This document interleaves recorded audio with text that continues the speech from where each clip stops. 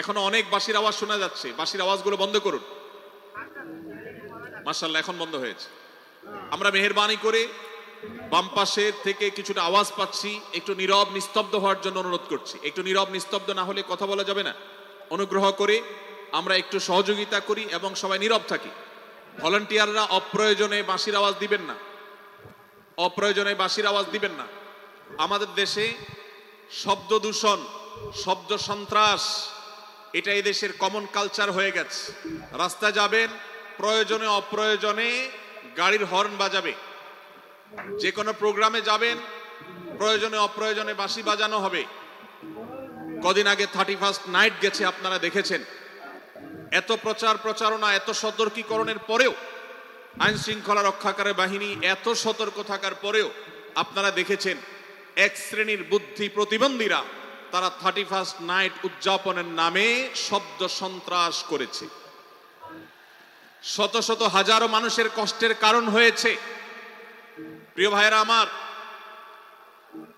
ধর্ম হোক আর রাজনীতি, বিনোদন হোক আর আনন্দ হোক, যেই কোনো নামে যদি শব্দ সন্ত্রাস সৃষ্টি করে বা অতিরিক্ত শব্দ দূষণ করে, শব্দ সৃষ্টি করে মানুষকে অতিষ্ঠ করার কারণ হয়, সেটা কোনো সভ্য সমাজের দৃশ্য হতে পারে না। আমরা সেই ইসলামের অনুসারী যে ইসলামে আমাদের প্রিয় নবী সাল্লাল্লাহু আলাইহি ওয়াসাল্লাম মসজিদে নববীতে তার একান্ত পরিবেশের মধ্যে এক সাহাবী জোরে কোরআন তেলাওয়াত করছিলেন। তিনি তাকে বলছিলেন, তুমি কোনো বধির রবকে শোনাচ্ছ না, তোমার রব সবকিছু শুনতে পান, অতএব তুমি তোমার এই উচ্চ কণ্ঠের তেলাওয়াত দিয়ে আশপাশে মানুষের ডিস্টার্বের কারণ হবে না। আমরা সেই ইসলামের অনুসারী। অতএব ওয়াজ মাহফিলের মাধ্যমেও যাতে কোনো মানুষ অতিষ্ঠ না হয়, মাইক ব্যবস্থাপনা সেভাবে করাটা মাহফিল কর্তৃপক্ষের যেমন কর্তব্য, ঠিক একইভাবে রাজনৈতিক সভা সমাবেশের নামে কিংবা বিয়ে বিনোদনের নামে যদি শব্দ সন্ত্রাস করা হয়, শব্দ দূষণ করা হয়, অতিরিক্ত শব্দ এর মাধ্যমে যদি মানুষকে অতিষ্ঠ করা হয়, তাহলে সেটি কখনো কোনো সভ্য সমাজের কাজ হতে পারে না। প্রিয় ভাইরা, এই জন্য আপনারা যারা তরুণ আছেন বয়সে, আপনাদেরকে আমি অনুরোধ করতে চাই, বিবাহ অনুষ্ঠানকে কেন্দ্র করে, আকিকাকে কেন্দ্র করে, নানা অনুষ্ঠানকে কেন্দ্র করে যে শব্দ সন্ত্রাস আমাদের দেশে হয়, এটি আমাদেরকে থামাতে হবে ইনশাআল্লাহ। আমরা যদি সবাই সজাগ হয়ে যাই, আমরা যদি সবাই সতর্ক হয়ে সচেতন হই, ইনশাআল্লাহ এই যে শব্দ দিয়ে মানুষকে কষ্ট দেওয়ার অপসংস্কৃতি, বিশেষ করে ভিনদেশি যে অপসংস্কৃতি আমদানি করা হয়েছে, এই অত্যাচার এদেশে থামাতে হবে ইনশাআল্লাহ। আল্লাহ আমাদের সবাইকে তৌফিক দান করুন।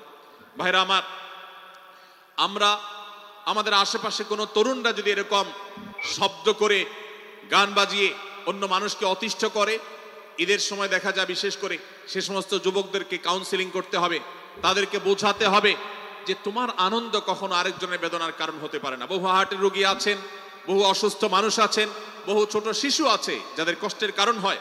বিধায় আমরা কখনো আমাদের শব্দ দিয়ে কাউকে কষ্ট হতে দিব না। আল্লাহ আমাদের সবাইকে তৌফিক দান করুন। মাশাআল্লাহ, অনেকটা নীরব নিস্তব্ধ হয়েছে। আমি যে জায়গাটা ছিলাম আবার সেখানে ফিরে যাই। সূরা হুজুরাতের দ্বিতীয় শিক্ষার কথা বলছিলাম ভাইরা। 6 থেকে 8 নম্বর আয়াত যদি আপনি পাঠ করেন সূরা হুজুরাতের, আপনি দেখতে পাবেন সেখানে আল্লাহ রাব্বুল আলামিন ঈমানদারদেরকে যেই কোনো সংবাদ, যে কোনো তথ্য, বিশেষ করে অনির্ভরযোগ্য সূত্র থেকে যখন পাবে, ফাসিক থেকে যখন শুনবে, যার ভিতরে আল্লাহর ভয় নাই সেরকম মানুষ থেকে যখন পাবে, সেই সংবাদ তথ্য উপাত্ত যাচাই করা ছাড়া সেই সংবাদ যেন বলে না বেড়ায়। আপনি শহরে যান কিংবা গ্রামে, শিক্ষিত দেখুন কিংবা অশিক্ষিত, সর্বশ্রেণীর মানুষের মধ্যে আজ এই ব্যাধি দেখতে পাবেন চরম আকার ধারণ করেছে।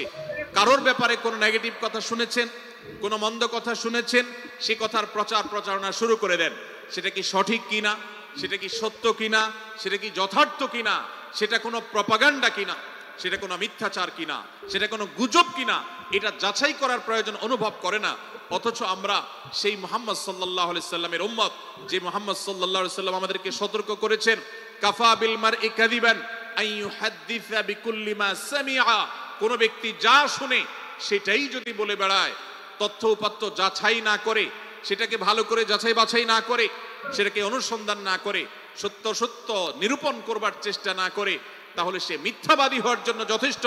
এজন্য আজকের এই মাহফিল থেকে আমরা অঙ্গীকার করে যাব, আজকের এই মাহফিল থেকে আমরা নিয়ত করে যাব, এই মজলিসে বসে এই মুহূর্তে নিজে নিজে সংকল্প করব, আমার জীবনে সোশ্যাল মিডিয়া কিংবা ফেসবুকে, ইউটিউবে অথবা অফলাইনে আমার বাস্তব জীবনে আমি কখনো কোনো মানুষ সম্পর্কে যে কোনো তথ্য উপাত্ত পেয়ে ভুল কোনো ধারণা, মন্দ কোনো ধারণা করার প্রতি পোষণ করব না। কোনো তথ্য উপাত্ত যদি পাই, কোনো সংবাদ যদি পাই অনির্ভরযোগ্য সূত্রে, তাহলে সেক্ষেত্রে সেটা যাচাই বাছাই করা ছাড়া আমি সেটাকে বিশ্বাস করতে যাব না। এটাই হলো আমাদের ঈমানের দাবি। ভাইরা আমার, একজন ঈমানদার এতটা সরল হবে না যে যা শুনবে সে সেটাকে বিশ্বাস করে বসবে।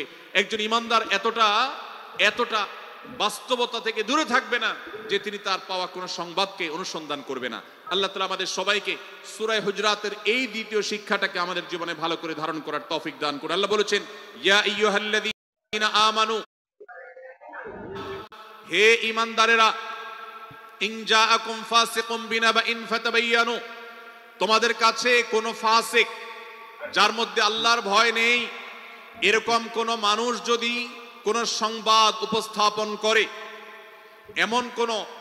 এমনকি গণমাধ্যমেও যদি কোনো সংবাদ প্রচারিত হয়, সংবাদদাতার মধ্যে যদি আল্লাহর ভয় না থাকে, সে যদি টাকার বিনিময়ে কারোর চরিত্র হনন করতে পারে, সে যদি অ্যাডভার্টাইজ পেয়ে কোনো কোম্পানির হয়ে দালালি করতে গিয়ে অন্য কারোর বিরুদ্ধে কোনো মিথ্যাচার করে, সে যদি বিদেশিদের এজেন্ডা বাস্তবায়ন করতে গিয়ে আলেম সমাজের চরিত্রকে কলঙ্কিত করে, কোনো ভালো মানুষকে দোষী হিসাবে সাব্যস্ত করে, তো আল্লাহ তাআলা আমাদেরকে সতর্ক করেছেন, ফাতাবায়ানু, সেই সংবাদ সত্য কিনা আমাদেরকে যাচাই করতে হবে। আন তুসিবু কওমান বিজাহালাহ ফাতুসবিহু আলা মা ফাআলতুম নাদিমিন। যদি আমরা যাচাই বাছাই না করে যা শুনি সেটাকেই বিশ্বাস করতে থাকি, তাহলে আমরা এক সময় লজ্জিত হতে হবে, অনুতপ্ত হতে হবে আমাদের এই ভুল অবস্থানের কারণে। এজন্য ভাইরা, আজকের এই মাহফিল থেকে আমরা প্রতিশ্রুতি নিজের সঙ্গে নিজে দিয়ে যাব যে আমরা কখনো কোনো তথ্য উপাত্ত পেলে, কোনো সংবাদ পেলে, সেটাকে বিশেষ করে কারোর চরিত্র সম্পর্কিত যদি হয়, কারোর সম্পর্কে নেগেটিভ যদি হয়, তাহলে সেটাকে বিশ্বাস করবার আগে ভালো করে অনুসন্ধান করব। যতক্ষণ আমি নিশ্চিত না হব ততক্ষণ পর্যন্ত সেটার প্রচার করব না। আল্লাহ তাআলা আমাদের সবাইকে কোরআনের এই শিক্ষাটাও আমাদের জীবনে ধারণ করবার তৌফিক দান করুন। ভাইরা আমার, তৃতীয় যে শিক্ষা সূরা হুজরাতের, সেটি হলো আল্লাহ রাব্বুল আলামিন সূরা হুজরাতের 9 এবং 10 নম্বর আয়াতে ঈমানদারদের মধ্যে যদি কখনো মতভিন্নতা, মতপার্থক্য, যে এটা যদি মারামারিতে পরিণত হয়, ঈমানদারদের মধ্যে যদি কখনো দুই পক্ষ গন্ডগোল এবং ফাসাদের মধ্যে লিপ্ত হয়ে যাওয়ার মতো দৃশ্যের অবতারণা হয়, তাহলে আমরা যেন আমাদের মুসলমান ভাইদের ঘর পোড়ার মধ্যে আলু পোড়া দিতে না যাই। আমরা যেন আমাদের মুসলমান ভাইদের মধ্যকার বিভেদকে আরো বৃদ্ধি করতে সহায়তা না করি। আমরা যেন মীমাংসার পথ অবলম্বন করি। আমরা যেন তাদের মধ্যকার সম্পর্কের যে অবনতি হয়েছে সেটাকে দূর করবার চেষ্টা করি। আল্লাহ রাব্বুল আলামিন এই নির্দেশ দিতে গিয়ে বলেছেন, ওয়া ইন তাইফাতানি মিনাল মুমিনিনা ইকতাতালু, যদি ঈমানদারদের দুটি দল, দুটি গ্রুপ নিজেদের মধ্যে মারামারিতে লিপ্ত হয়ে যায়, ফাসলিহু বাইনাহুমা, তাহলে তোমরা সেই বিবাদমান দুটি দলকে মীমাংসা করবার চেষ্টা করবে। আজ আমাদের মধ্যে এরকম বহু বিষয়কে কেন্দ্র করে মুসলমানদের মধ্যে অনেক সময় মুখোমুখি অবস্থান আমরা দেখতে পাই, যা দুর্ভাগ্যজনক, যা হওয়ার কথা ছিল না। এমনকি জাগতিক বিষয়ে যেমন হয়, ধর্মের নামে, ইসলামের নামে আজ আমরা হাজার হাজার টুকরা হয়েছি। আজ গোটা বিশ্বে আমাদের মুসলমানদের যে অবস্থান দুর্বল হয়েছে, এর অন্যতম প্রধান কারণ হলো আমাদের অনৈক্য। আমরা যদি আজ আহলে কিবলা, আহলে সুন্নাহ ওয়াল জামাআতের অনুসারীরা নানান মত এবং পথের অনুসারী হওয়া সত্ত্বেও, নানান থট এবং পন্থার অনুসারী হওয়া সত্ত্বেও, আমরা যদি মৌলিক বিষয়গুলোর উপর সবাই ঐক্যবদ্ধ থাকতাম, আমরা যদি আল্লাহ তাআলার দেওয়া ইত্তিহাদ মাল ইখতিলাফ, বৈচিত্র্যময় ঐক্য, বিভিন্ন বিষয় মতভিন্ন থাকা সত্ত্বেও মৌলিক বিষয়ে ঐক্যমতে আমরা যদি থাকতে পারতাম, আমাদের মধ্যে যদি মুসলিম ভ্রাতৃত্ববোধ থাকতো, আমাদের মধ্যে যদি বলয় ভিত্তিক যে দেয়াল আর প্রাচীরগুলো আছে সেগুলো যদি না থাকতো, তাহলে আজ বাংলাদেশের বাস্তবতা হলো বাংলাদেশে আল্লাহর কোরআন, আল্লাহ রাসূল সাল্লাল্লাহু আলাইহি ওয়াসাল্লামের হাদিসের আলোকে বাংলাদেশ আজ অটোমেটিক পরিচালিত হতো, ঠিক কিনা বলেন? আমরা যদি আজ ঐক্যবদ্ধ থাকতাম তাহলে এদেশের হাতে গোনা যাবে এরকম স্বল্প সংখ্যক নাস্তিকেরা, ইসলাম এবং মুসলমানদের শত্রুরা, তারা আমাদেরকে নিয়ে তারা আজ যে খেলা খেলছে, আমাদেরকে যে তারা শাসন করছে, আমাদেরকে যে তারা তাদের অধীনস্থ করে রাখছে, আমাদের উপরে যে আজ ভিনদেশি কালচার চাপিয়ে দিচ্ছে, আমাদের উপরে তারা যে আজ কর্তৃত্ব করছে, আমাদেরকে আজ টুকরা টুকরা করছে, এই দুঃসাহস তারা কোনোদিন দেখাতে পারতো না যদি আমরা ঐক্যবদ্ধ থাকতাম। ভাইরা আমার, এই জন্য আমরা সব বিষয়ে সবাই একমত হব না। আজকের এই মাহফিলে যত মানুষ এসেছেন সবাই সব বিষয়ে একমত নন। এমনকি আজকের এই মাহফিল কর্তৃপক্ষ যে আয়োজন করছেন 3 দিন ব্যাপী, এই মাহফিলে আপনারা দেখেছেন এখানে কওমি এবং আলিয়া উভয় জায়গা থেকে বক্তা নির্বাচন করা হয়েছে, অসাধারণ সমন্বয় করা হয়েছে। এটি একটি ঐক্যের বার্তা। আমরা আশা করব মাঠ পর্যায়ে আমরা যারা কাজ করব, আমরা প্রত্যেকে আমাদের অন্য মতের, ভিন্ন মতের যে সমস্ত মুসলমান ভাইরা আছেন তার সাথে আপনার কোনো থটগত মত পার্থক্য থাকতে পারে, চিন্তাগত কোনো ভিন্ন মত থাকতে পারে, কিন্তু দিন শেষে তিনি আপনার মুসলমান ভাই। তার আল্লাহ আর আপনার আল্লাহ এক, তার রাসূল এবং আপনার রাসূল এক, তার কিবলা এবং আপনার কিবলা এক, তার কোরআন আর আপনার কোরআন এক, তার নামাজ আর আপনার নামাজ এক, তার রোজা আর আপনার রোজা এক, তার যাকাত এবং আপনার যাকাত এক, তার সাথে আপনার মোটা এবং মৌলিক বিষয়ে কোনো মত পার্থক্য নাই। অতএব ছোটখাটো বিষয়কে কেন্দ্র করে আপনি যদি তাকে আপনার প্রতিপক্ষ মনে করেন, আপনি যদি তাকে আপনার শত্রু মনে করেন, এটা হবে আপনার ইসলামের জন্য, আপনার জন্য, এদেশের মুসলমানদের জন্য সবচেয়ে বড় ভুল। ভাইরা আমার, হারদুই হযরত আশরাফ আলী থানভী রহমতুল্লাহ আলাইহির সর্বশেষ খলিফা আবুল হক সাহেব রহমতুল্লাহ আলাইহি বলতেন, दीन के हर काम करने वालों को रफीक समझो, फरीक ना समझो। যারাই আল্লাহর দ্বীনকে বুলন্দ করবার জন্য, যারাই আল্লাহর দ্বীনকে সেবা দেওয়ার জন্য, খেদমত করার জন্য কাজ করছে, তার পদ্ধতি তোমার থেকে ভিন্নতর হতে পারে। তাকে তুমি তোমার বন্ধু মনে করো, সহযাত্রী মনে করো, পথযাত্রী মনে করো, সহযোদ্ধা মনে করো, তোমার প্রতিপক্ষ মনে করবে না। প্রিয় ভাইরা আমার, আজ বাংলাদেশে ইসলাম যতটা পিছিয়ে আছে তার প্রধান কারণ হলো আমাদের অনৈক্য। আজ আমরা যদি আমাদের মধ্যকার যে সমস্ত দেয়াল এবং প্রাচীরগুলো, অদৃশ্য প্রাচীরগুলো উঠে আছে, যেগুলো আমাদের মুসলিম ভ্রাতৃত্বকে ভেঙে খান খান করে দিয়েছে, টুকরো টুকরো করে দিয়েছে, যদি আজ আমরা সে সমস্ত অদৃশ্য প্রাচীরগুলো দূরে সরাতে পারতাম, আমার ভিন্ন মতের ভাইকে যদি আমার ভাই মনে করতে পারতাম, তার যদি আমি কল্যাণকামী হতে পারতাম, আল্লাহর কোরআনের ঘোষণা অনুযায়ী এই মুসলমানদের ঐক্যবদ্ধ শক্তিকে দমাবার শক্তি পৃথিবীর কারোর নাই, কারোর নাই, কারোর নাই। আজ আমার ভাইয়েরা ফিলিস্তিনে মার খাচ্ছে, যদি আজ গোটা বিশ্বের মুসলমানরা আমরা ফিলিস্তিনে মুসলমানদের উদ্ধারের ব্যাপারে ঐক্যবদ্ধ থাকতাম, ফিলিস্তিনে মুসলমানের দিকে চোখ তুলে তাকাবার শক্তি বিশ্বের কোনো কাফেরদের থাকতো না। আজ যদি আমরা আমাদের মুসলমান নির্যাতিত ভাইদের ব্যাপারে সারা বিশ্বের মুসলমানরা ঐক্যবদ্ধ অবস্থান গ্রহণ করতে পারতাম, মুসলমানের দিকে চোখ তুলে তাকাবার শক্তি বিশ্বের কোনো কারোর থাকতো না। ভাইরা আমার, গোটা বিশ্বে ঐক্য প্রতিষ্ঠা করা আপনার আমার মতো সাধারণ মানুষের দ্বারা হয়তো সম্ভবপর হবে না, কিন্তু আমরা যারা মাঠ পর্যায়ে কাজ করছি, আমি আপনাদেরকে করজোড় করে অনুরোধ করতে চাই।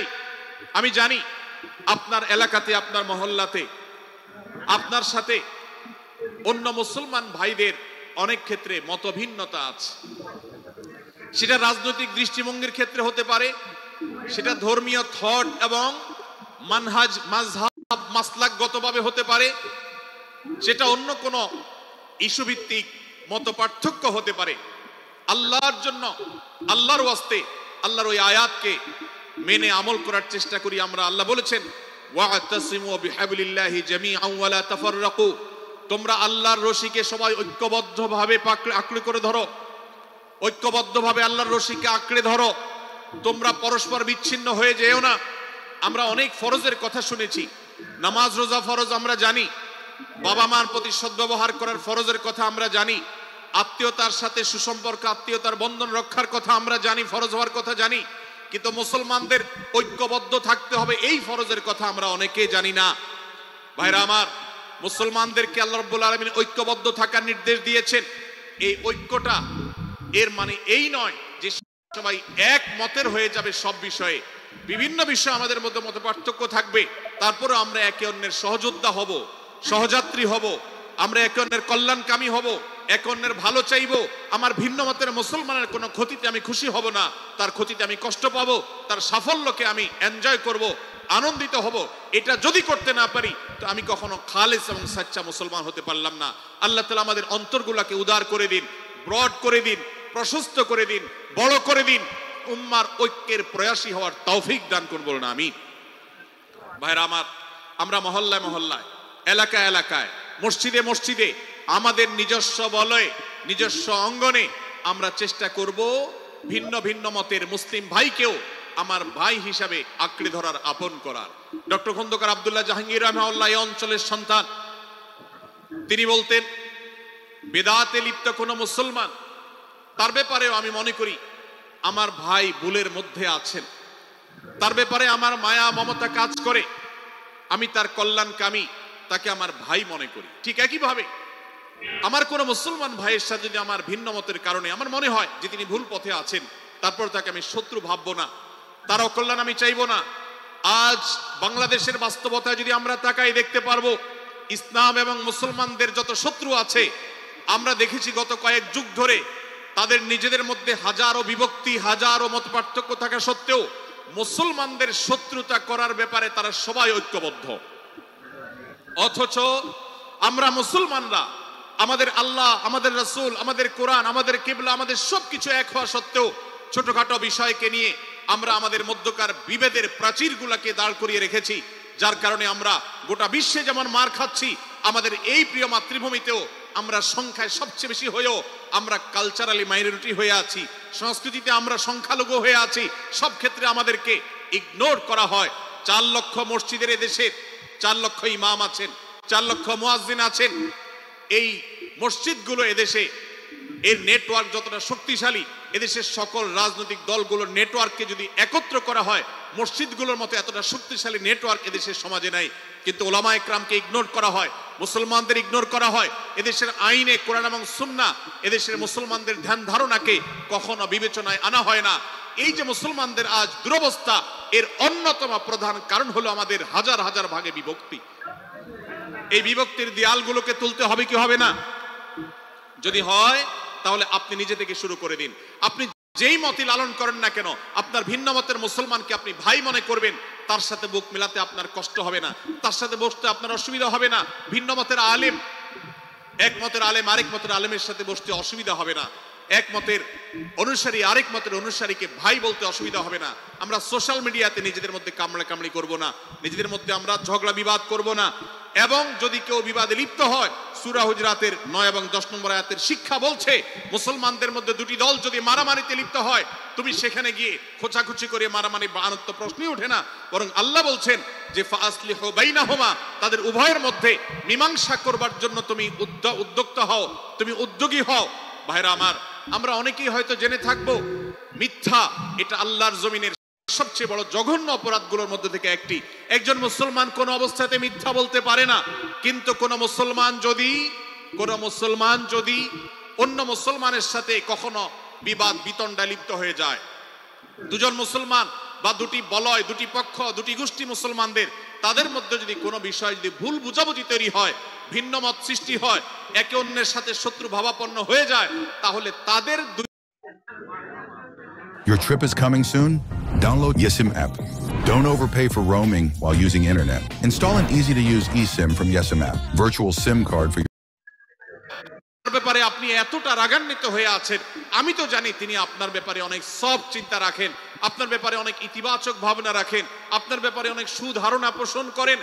আপনি যদি একজন মুসলমানের কাছে গিয়ে, এক পক্ষের কাছে গিয়ে যদি এই কথাটা বলেন, বাস্তবে তিনি যদি এটা নাও বলেন, তারপরেও আপনি যদি এই মিথ্যা কথা বলেন, এই মিথ্যা এটা শুধু জায়েজ নয়, বরং এই মিথ্যাটা এর মাধ্যমে আপনি যে তাদের পরস্পরের সম্পর্ককে ভালো করার চেষ্টা করেছেন, এর মাধ্যমে আপনি আল্লাহর কাছে নেকি এবং সওয়াব পাবেন ইনশাআল্লাহ। ভাইরা আমার, তাহলে দুজন মুসলমান, দুটি পক্ষ, দুটি দল, দুটি বলয়, দুটি গোষ্ঠী যদি কখনো ভিন্ন মত তাদের মধ্যে তৈরি হয়, সেটা যদি মারামারিতে গিয়ে পৌঁছায়, সেটা যদি বিবাদ বিতণ্ডা পর্যন্ত গিয়ে পৌঁছায়, আমাদের কাজ হবে মধ্যে থেকে সেটাকে মীমাংসার মাধ্যমে দূরত্বকে কমানো। আমরা কখনো দূরত্ব বাড়াবো না, পারলে দূরত্ব কমাবো। ডক্টর খন্দকার আব্দুল্লাহ জাহাঙ্গীর রহমতুল্লাহ একটা কথা বলতেন, মুসলমানদের বাড়িতে যে আগুন লেগেছে